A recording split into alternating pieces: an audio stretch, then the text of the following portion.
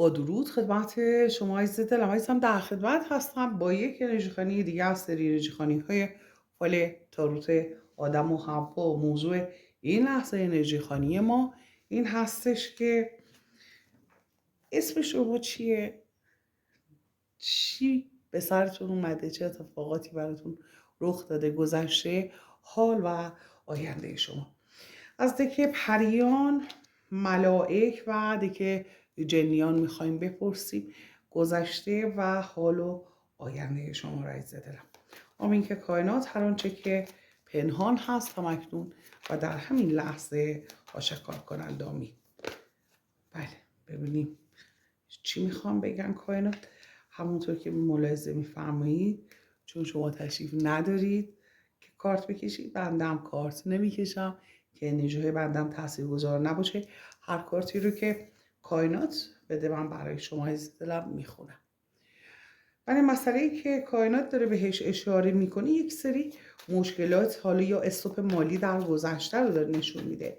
اینکه شما در شرایط روحی بسیار بهتری بودید و تو فکر این که حالا یک راهگشایی، یک کارهایی رو انجام بدید برای مسائل مالیتون، حرکت‌های مالی رو داره بهش اشاره میکنه که حالا اگر استوپ هم خورده دارید که روش فکر میکردید، در گذشته روش فکر میکردید که اون مسائل رو از بین ببرید. قهر کردن یا حالا بی‌تفاوتی فردی رو داره نشون میده که در گذشته خیلی روی روحیه شما تاثیر گذاشته، شما رو خیلی ناراحت کرده و حتی اختلاف‌هایی بین شما و این فرد رو داره کائنات بهش اشاره میکنه. اختلافات شدید رو حتی داره بهش اشاره میکنه، نگرانی ها، ناراحتی ها. حتی توی این اختلافی که بین شما و فردی بوده، افراد دیگری هم سهیم بودن توی این اختلاف و یا حالا دامن زدن به این اختلاف و یا به خاطر افراد دیگه این اختلاف صورت گرفته. به هر جهت یک تصمیمی که شما گرفتی در زمان خودش، یه تصمیماتی گرفتی که خواستی یک سری مسائل این رابطه رو خودت کنترل کنی. شما رو بسیار فرد باهوشی داری نشون میده، فردی که توانا هست و از طرف دیگه حرف خودشه، یه فردی که بله حرف خودش هستش، تصمیم خودش هستش و تصمیم هایی که شما گرفتید رو داره به راحتی به وضوح نشون میده. ولی در حالت حال شما، ملائک در خصوص مسائل حال شما چی میخوام بگن؟ میخوام از جنیان هم بپرسم، همینطوری که گذشته و حال آینده رو میگیم، از جنیان و ملائک هم بپرسم مسائل مربوط به گذشته شما رو و که حالا قاطی نشه دیگه، بالاخره کامل باشه. در خصوص گذشته جنیان از چه مسائلی پرده برداری میکنن در خصوص با شما؟ آمین که کائنات هر آنچه که پنهان هست رو آشکار کنه. ولی شما رو فرد تلاشگر و توانا و توانمندی داره معرفی میکنه که حالا اگر مشکلاتی براتون به وجود می اومده، سعی کردید خودتون به تنهایی از مشکلاتتون رهایی پیدا کنید. موفقیت هایی هم در گذشته جنیان میگن شما داشتید، پیروزی هایی داشتید، موفقیت هایی داشتید. حتی موفقیت هایی که داشتید بسیار چشمگیر بوده در گذشته. مسئله دیگری که بهش داره اشاره میکنه باز هم روی مسئله قهر، یک قهر رو داره نشون میده، بی‌تفاوتی فردی نسبت به شما، مثل اینکه خیلی دلتون رو شکسته یا خیلی شما رو تحت تاثیر قرار داده این مسئله که فراموشش نمیکنید. و یک بانویی رو داره نشون میده که این بانو خیلی سعی میکرد از شما حمایت کنه و تغییرات در خصوص اون مشکلات، اختلافاتی که اینجا هستش روش جنیا میگن یه سری تغییراتی رو اون مسئله با گذشت زمان به وجود اومده. مسئله دیگری که بهش دارن اشاره میکنن، بله، میگه که تصمیم هایی که گرفته شده، حالا زحمت هایی که کشیدید، تصمیم هایی که گرفتی، یه موقع های یک چیزایی هم موجود که دلتون خواسته پیش نرفتین و یا اینکه بین شما و فرد یا افرادی یک سری سوء تفاهم ها به وجود اومده و از روابطی داره صحبت میکنه که یه موقع خوب بوده یه موقع بد بوده و شما همیشه ذهن درگیر این مسئله بوده. آخه چرا مثلا اینطوری شد، چرا اونطوری شد، چرا همه چی دست به دست هم داد و یه چیزایی خراب شد. این مسائل خیلی ذهن شما رو درگیر کرده، چیزی که جنیان دارن بهش اشاره میکنن در خصوص با گذشته شما. ولی در خصوص زمان گذشته جنیان و ملائک گفتن میخوایم از پریان بپرسیم پریان چی میخوام بگن در خصوص مسائل گذشته شما. بله، شما رو فردی بسیار احساساتی، رمانتیک، هنرمند و یا هنردوست دارن معرفی میکنن. پریان میگن که شما فرد بسیار با احساس، فردی طبیعتگرا، فردی که زحمت‌های زیادی کشیده و فردی که یک شروع زیبایی رو آغاز کرده، یعنی که یک نبوغی رو در شما داره بهش اشاره میکنه، یک سری توانایی هایی رو. و در خصوص مسائل احساسی عاشق شدن شما در گذشته رو داره بهش اشاره میکنه و مسائل و موانعی که حالا اگر توی زندگیت بوده سعی کردی اونها رو اثر راه بردارید. در خصوص مسائل خانوادگی اونطور که دلت میخواسته مسائل پیش نرفته، یه سری زحمتات هم همونطور که جنیان بهش اشاره کردن، یه سری زحمت‌های شما انگار پوچ شده. در این پریان هم به همین مسئله داره اشاره میکنه، یک سری زحمت‌های شما پوچ شده، ولی پریان میگن که شما تونستی مدیریت کنی، کنترل کنی و درون اندیش بودن شما رو و هوش و استعداد شما رو خیلی بهش اشاره داره میکنه. پریان میگه که از هوشت خیلی جاها استفاده کردی شما. ببخشید دلم. و پریان میگن که این که حالا شما از هوشتون استفاده کردین به نفع شما تموم شده و عشق رو خیلی یک واژه حالا یا یک احساس بسیار بسیار آشنا با شما داره در موردش صحبت میکنه. ولی میخوام از دکور رو جمع کنم که به طور کامل بتونیم دکا کامل باشن که میخوایم زمان حال رو بگیریم.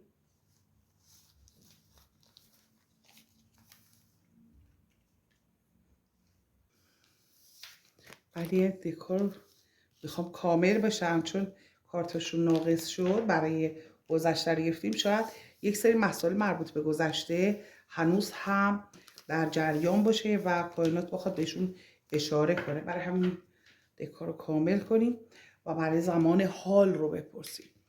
آمین که کائنات هر آنچه که پنهان هست همکنون و در همین لحظه بر شما عزیز دلم آشکار کنه.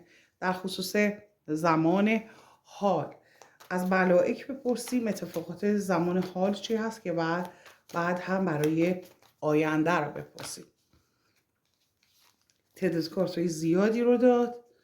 ولی آمین که کائنات هر آنچه که پنهان هست همکنون و در همین لحظه آشکار کنه. آمین. بله.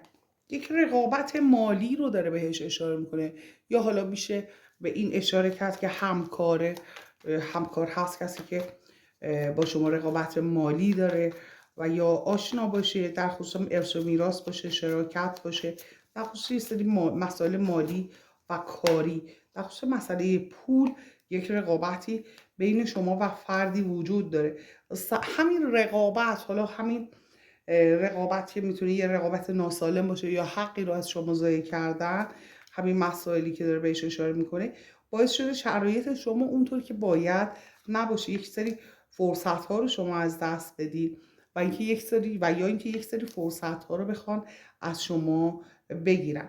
همین باعث یک سری اختلافات بین شما و فردی شده و همین فردی که حالا مغرور هست، خودخواه هستش، فقط به خودش فکر میکنه، اینجا هم داره این فرد رو نشون میده. تصمیم هایی که شما گرفتی در زندگیت برای اینکه تغییراتی ایجاد بشه و اون تغییرات حالا یه جورایی میشه گفت ایجاد شده، ولی خب اون مسائل یه جورایی پیش رفته، از هوشت استفاده کردی، از ذهنت استفاده کردی یا راهکار پیدا کردی برای خودت، و هر جهت یک انتظار کشیدن و پس از اون انتظار شرایط خوبی رو داره بهش اشاره میکنه. بنابراین بله، در خصوص مسئله احساسی هم داره پریان میگن، ملائک میگن که شرایط خوبی رو پشت سر گذاشتید، یک رابطه عاشقانه قشنگ رو داشتید. حالا اینکه چی شده بله و در آینده چی میشه، ببینیم کائنات میخواد به چی اشاره کنه. مسئله که هستش برای جام احساسی رو داره بهش اشاره میکنه که تو دستتون باقی مونده، یک مسئله احساسی که واقعا اون مسئله براتون حل نشده باقی مونده و اینکه حالا پشت کردید به یه سری مسائل و ذهنتون و فکرتون معطوف به مسائل دیگری هستش، یه چیزایی براتون دیگه اون حالت جاذبه رو نداره، یه چیزهایی براتون جدی‌تر هست رو داره جنیان بهش اشاره میکنه. جنیان از اون مسئله دارن پرده برداری میکنن به قول معروف. و وجود رقبای مالی رو جنیان هم داره بهش اشاره میکنه و عشق رو در زمان حال، اینکه شما عاشق هستید رو داره جنیان هم بهش اشاره میکنه، یک عشق واقعی رو. حالا ممکن هستش که شما فکر کنید اون فرد عاشق شما نیست، ولی در اینجا چیزی که داره نشون میده، جنیان دارن میگن یک عشق دو طرفه هستش و آشکار، یعنی عاشقان رو داره بهش اشاره میکنه. خبرهایی که منتظر هستید، پیامهایی که منتظر هستید و حرکاتی که، رفتارهایی که با دقت، با تحقیق و هوشمندانه اگر انجام بدید، موفقیت هایی در خصوص مسائل احساسی و مالی دریافت خواهید کرد و کائنات رو داریم در اینجا.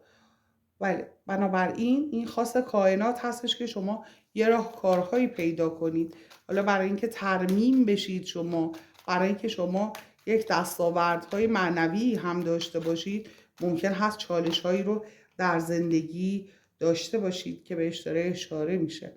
اگر احساس میکنید که حقی از شما ضایع شده، چون کائنات این طور داره میگه که شما از شرایطی که براتون به وجود اومد راضی نیستید، منتظر یک پیام، یک خبر هستید که این خبر شما رو از نگرانی در بیاره و یک تعادل میخواد به زندگی شما این خبر بده. چیزی که اینجا جنیان دارن بهش اشاره میکنن. و خشم شما در انتهای دیگ، عصبانیت شما، ابهاماتی که باعث شده شما یکم ناراحت بشید و ناراحت باشید و یا دو دل باشید رو در انتهای دک داره بهش اشاره میکنم و جنیان دارن میگن که شما به اون خواستت خواهی رسید، به اون خواستت میرسی، مخصوصا اگر اون خواسته احساسی باشه. ولی حالا بریم ببینیم که و حتی گیر افتادن شما توی یک مسئله احساسی رو داره بهش اشاره میکنه. ببینیم پریان در این خصوص چی میخوام بگن. هوش و ذکاوت شما رو، چاره کارتون با هوش و ذکاوتتون خواهد بود. پریان دارن بهش اشاره میکنن.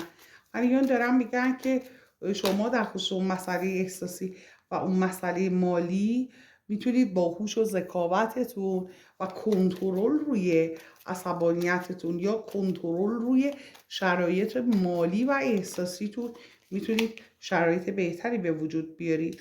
بهار رو داره نشون میده، شروع و شکوفایی رو و به ثمر نشستن، یعنی که حالا اون زمستون تموم شده، سختی های شما تموم شده و به سمت شکوفایی شما دارید میرید، یعنی حال شما رو در واقع به سمت شکوفایی میبره و حال شما رو به سمت موفقیت میبره. ببینید گذشته شما یه خود متفاوت بوده، الان در زمان حال تعادل رو داره بهش اشاره میکنه. خبرهایی که منتظرش هستید، عشق رو داره از دسته‌های مختلف اشاره میکنه. شاید اختلاف نظرها، اختلافها یا خدای نکرد درگیری های ذهنی یا درگیری هایی واقعا وجود داشته باشه، ولی میگه که شما تجربتون رو هر لحظه دارید کاملتر میکنید و این به نفع شما هست. از هوشتون میتونید استفاده کنید و راهکارهایی برای خودتون پیدا کنید و کافی هستش که خشم خودتون رو کنترل کنید، چون خشم شما یه جایی توی مسائل احساسی و یه جا حالا با قهر کردن، با بی‌تفاوت بودن و یه جایی توی مسائل مالی و احساسی با هم تاثیر منفی گذاشته متاسفانه.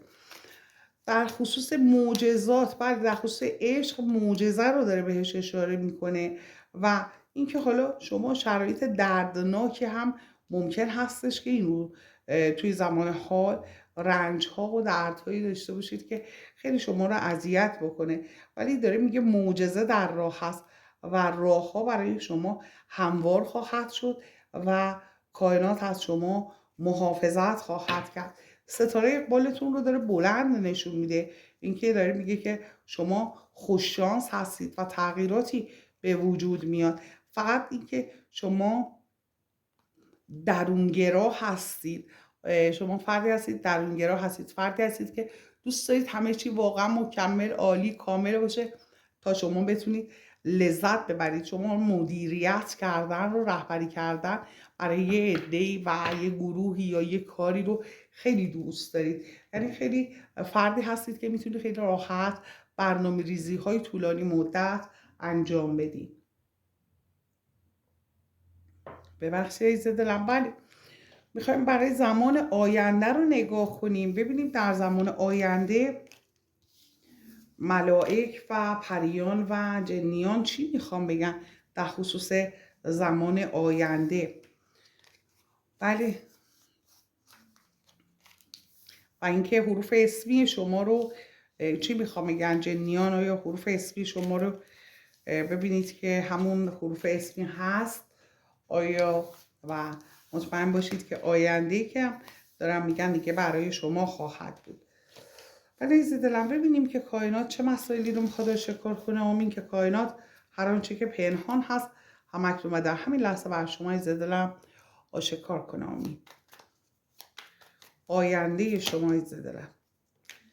ولی در خصوص مسائلی که شما واقعا رنج کشیدی، اذیت شدی، حالا خیانت مالی، احساسی، هر چیزی که دیدی، کائنات داره میگه که شرایط بسیار بسیار عالی و ایدئال مالی و خانوادگی رو برای شما داره نشون میده. 10 سکه رو داره نشون میده. کارت بسیار بسیار خوبی هستش و شرایط بسیار ایدئال و ویژه‌ای رو بهش اشاره میکنه. بانوی موجه رو داره نشون میده، انگار که یه نفر پیدا میشه که به شما کمک کنه، یه نفر پیدا میشه که به شما کمک کنه و شما رو از این پریشونی خارج کنه. یک نفر با شما همفکری خواهد کرد عزیز دلم. یه نفر با شما همفکری میکنه، از این حالت و از این شرایط شما رو خارج میکنه.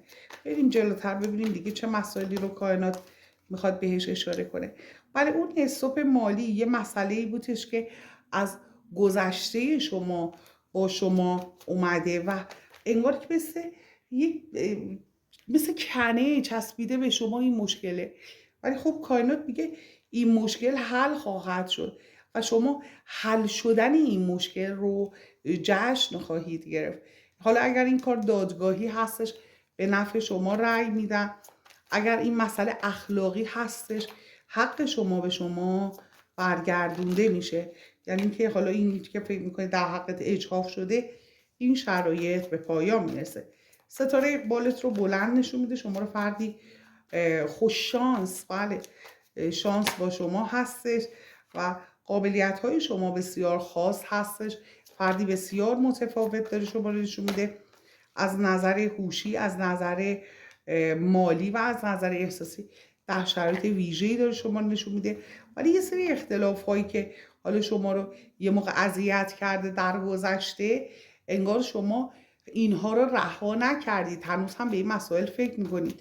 حالا اون قهر کردن یه رابطه کات میتونه باشه، اگر کات شده هرچی که هستش یه مسئله ناتموم که شما هنوز ذهنت درگیر این مسئله هست. کائنات میگه یک تصمیم جدی بگیر، یک تصمیم جدید بگیر و به خودت مراجعه کن و بدون که از شما مهمتر یه چیزی برای شما نباید مهم باشه و خودت رو دریاب. اطلاعاتت در مورد خودت ممکن هستش که در آینده بالاتر بره و مسئله دیگری که هستش خود درونگراتر داره شما رو نشون میده، هدفمندتر و مصممتر به سمت سوی اهداف داره نشون میده. اگر شما سعی نکنی که خودت رو از این مسئله رها کنی، میگه که اون رها شدگی یعنی فراموش کردن یه سری مسائل که به شما رنج داده، شما رو اذیت کرده، اگر اینها رو خودت دور نکنی، راهها برات میتونه باز نشه خدای نکرده. و ببین همش احساس کنی که یه چیزی کمه، یه چیزی اونجوری که باید نیستش. ولی اگر این کار بتونی بکنی، با خودت کنار بیای، داره میگی نشون میده راهها هموار میشه و تصمیم هایی که شما میگیری، هر تصمیمی که بگیری، بله، شما رو به سر منزل مقصود میرسونه، اگر بتونی اون مسئله رو فراموش کنی. چون اختلاف شما با فردی رو داره نشون میده که انگار که میخواد روی خدای نکرده تمام زندگی شما تاثیر بذاره. خاص بودن شما، توانا و توانگر بودن شما، یک پیشنهاد احساسی در آینده، پایان خوردن به دودلی های شما رو داره به وضوح کائنات از طریق این که ملائک بهش اشاره میکنه. میخوام ببینم دیگه آیا چه مسائلی هست که کائنات بخواد بگه. بله، کائنات میگه عدالت الهی برقرار خواهد شد، اون حقی که شما دنبالش هستید رو دریافت خواهید کرد، از نظر مسائل احساسی و از نظر مسائلی که با طرف احساسی داری.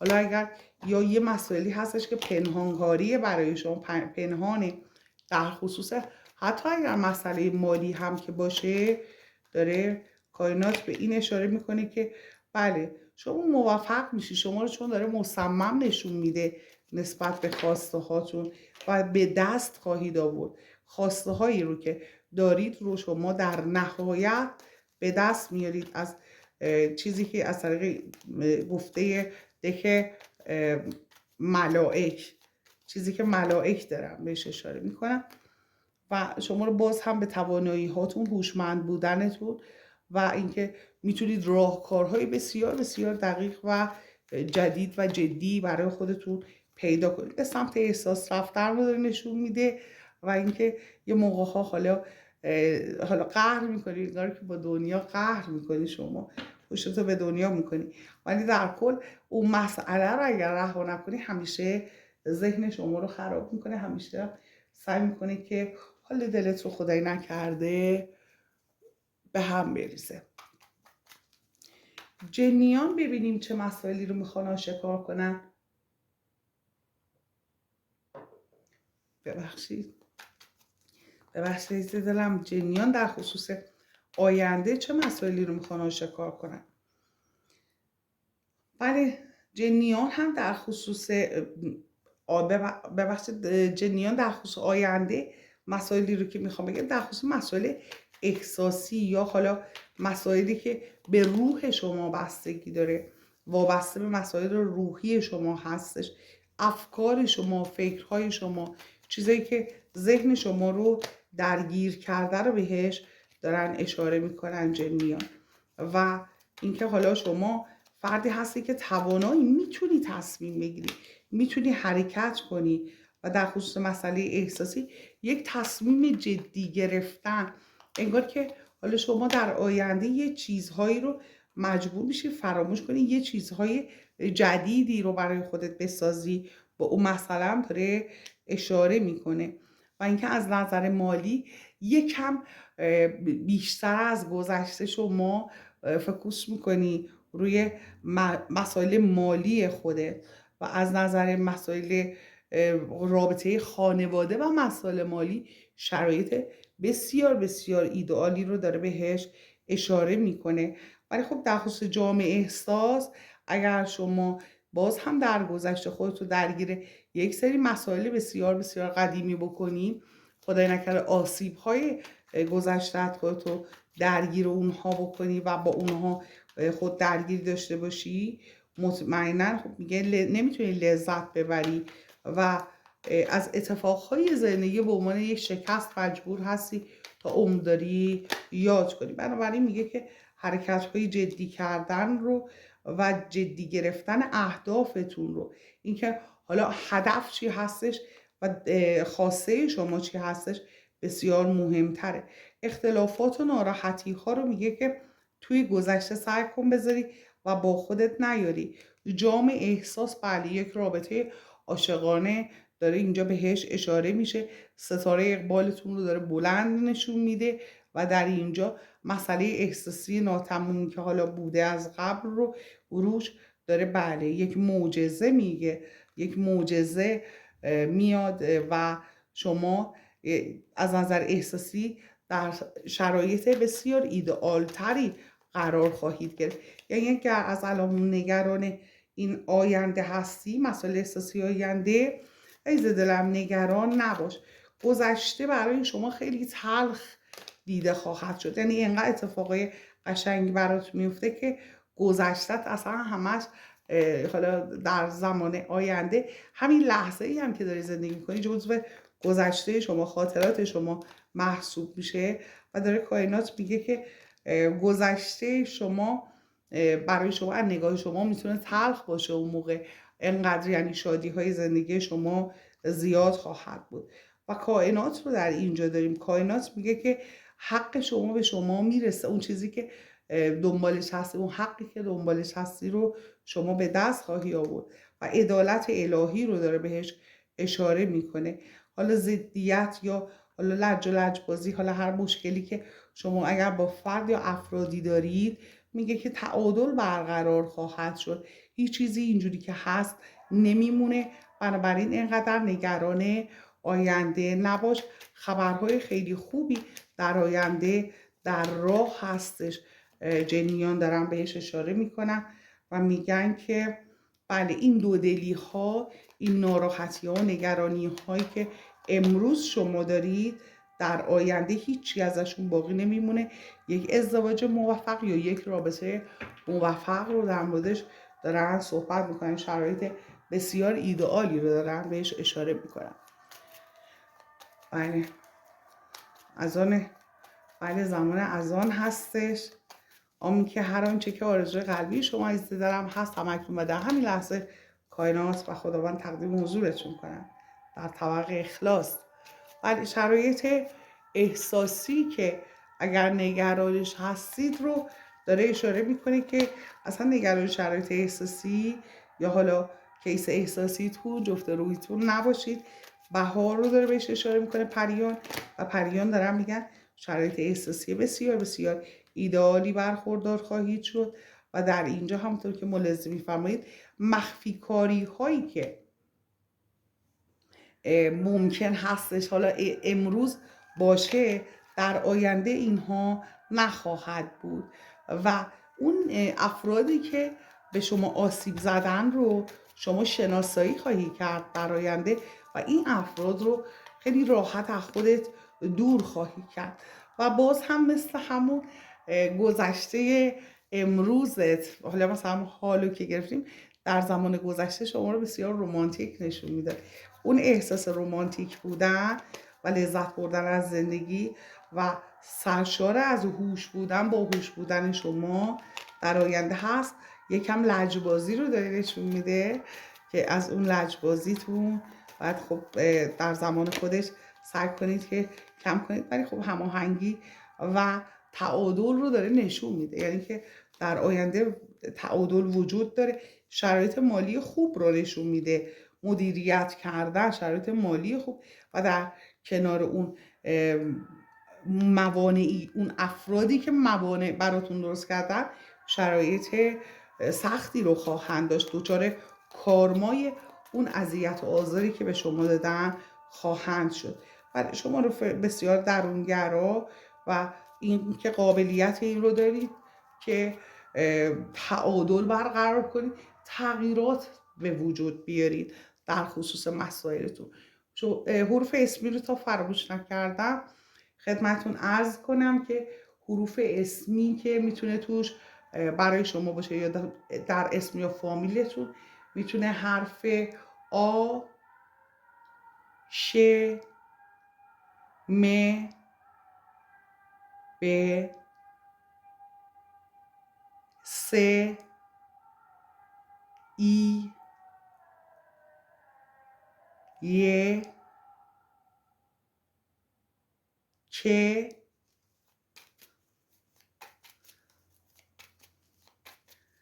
و او در حروف اسم و فامیلی شما موجود هست. عزیز دلم لطفاً کامنت کن چند تا از این حرفا برای حروف اسم در اسم فامیلی شما موجود هستش. مطمئنم بیشتر از 2 تا هست. عزیز دلم ادامه میدیم. مسئله دیگری که کائنات داره بهش اشاره میکنه راه پریان رو داره میگه، ولی در کنارش این کارت هست، یعنی که به نحو احسن شما مسائل رو ببین، مشکلات رو، موانع رو جارو میکنی و شرایط بسیار ایدئال و شروعهای بسیار زیبا و درونگرا بودن شما رو، درست حرکت کردن شما رو از نظر کشش‌های احساسی و نظر رزق و روزی هم در شرایط بسیار عالی خواهید بود. جشن و پایکوبی رو هم براتون نشون میده. یعنی آینده خوبی هست عزیز دلم، چیزی که اینجا کائنات داره بهش اشاره میکنه. من عزیز دلم دوستت دارم. چه تا این لحظه لایک سابسکرایب نکرد، لطفا لایک کن، سابسکرایب کن، از چنل خودت حمایت کن و اشتراک گذاری کن. دوستت دارم عزیز دلم. فراموش نکنیم خداوند خیلی بزرگه. آمین که کائنات در طبق اخلاص تمام آرزوهای قلبی شما عزیز دلم رو تقدیم حضورت کنه. در نور باشی و شب و روز بر شما عزیز دلم بخیر و خوشی باشه. آمین.